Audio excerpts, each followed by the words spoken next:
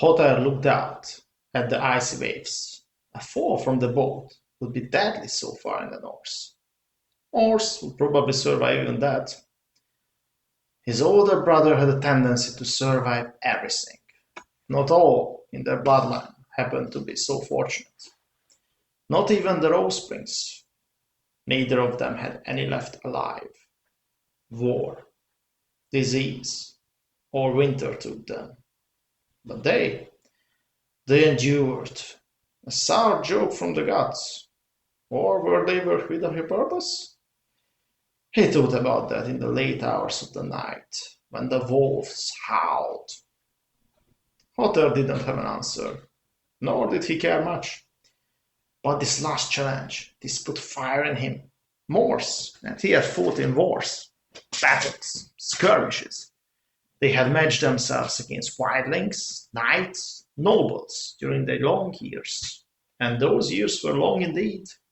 More than 6 decades take a toll on a man. Took a toll on his brother too.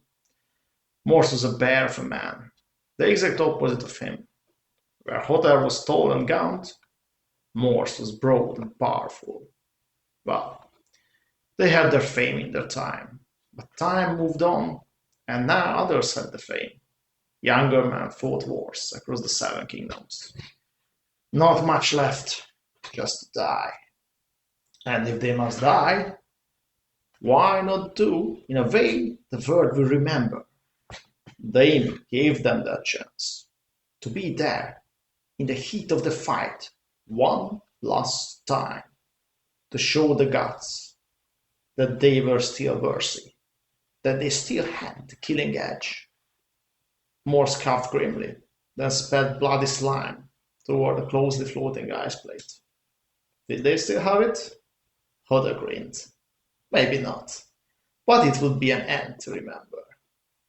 By nightfall, we will be at King's Landing, said the captain, and the older of the Umber brothers nodded.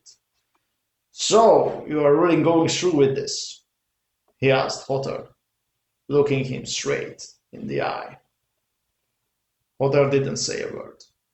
His grim face remained unmoving, cold, and gaunt. Then a small, barely perceptible nod. It could have been the rocking of the boat, but Mors had known this bastard since before Ned Stark's father was born. It was a nod. Good, then I don't need to throw you overboard. He laughed and turned his one good eye toward the slowly appearing capital in the foggy distance. Can be that big if a horse can carry it, eh? He grinned at his brother, and Hother grinned back. There are things in life that never change, and the Umber brothers were never famed for being sane. Jaime stood on the walls and looked out toward the sea, his plate weighing heavy on his back, his brilliant white cloak whipping in the wind.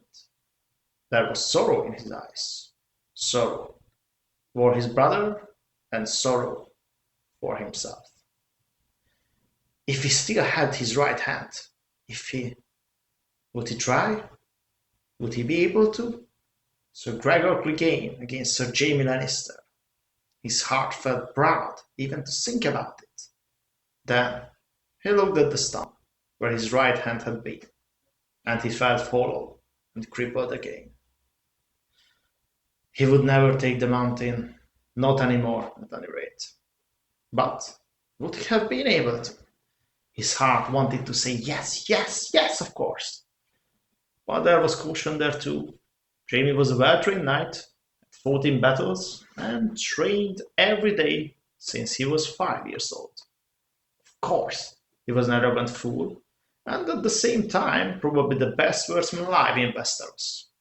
To take the mountain, you needed to be more than the best swordsman alive. Tyrion had told him Bron's opinion on the matter, and he had to share the sellsword's view. One misstep, one misjudged angle, and that was it. Clegane wasn't just a big man. He was a giant, the thickest, heaviest blade ever seen on a man. Seems like Cersei will get what she wants, said a voice behind him, surprising Jaime. In the old days, no one could have sneaked up on him. The fact that Tyrion was half drunk and not even trying to be silent made it even worse. He was not the knight he used to be. Your knights aren't coming, said Jaime flatly without looking at Tyrion.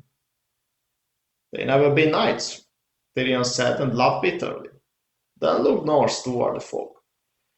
There isn't a knight in the Seven Kingdoms who can save me, or would want to try. At that remark Jaime smiled and looked at his little brother. Any other plan? He asked, resting his left hand on his sword hilt instinctively. If Tyrion asked him, he might say yes. In that moment, he wanted nothing more than to say yes. Standing against the mountain, one last time, then dying with honor, would be far preferable to living like this. One last act of bravery and honor. Tyrion considered his answer, looked at his brother's hand, then toward the Red Keep. Would Jaime do it for him? Without his right hand, he would certainly not win. A stable boy could beat Jaime now, but just for the look on their father's face, it would almost be worth it. Their reverie was interrupted by a strange horn in the distance. Then a familiar one answered from the keep. The horn sounded again as a black, monstrous ship broke through the fog in the dying light of the sun. On its sails, it carried a giant, breaking its chains. The Norse has came to stand for you, said Jaime, then looked at Tyrion, who poured down the last of his beer and threw the cup over the wall. Well, what else did you expect? Said Tyrion. The horns echoed again, and the sea carried the sound like a promise.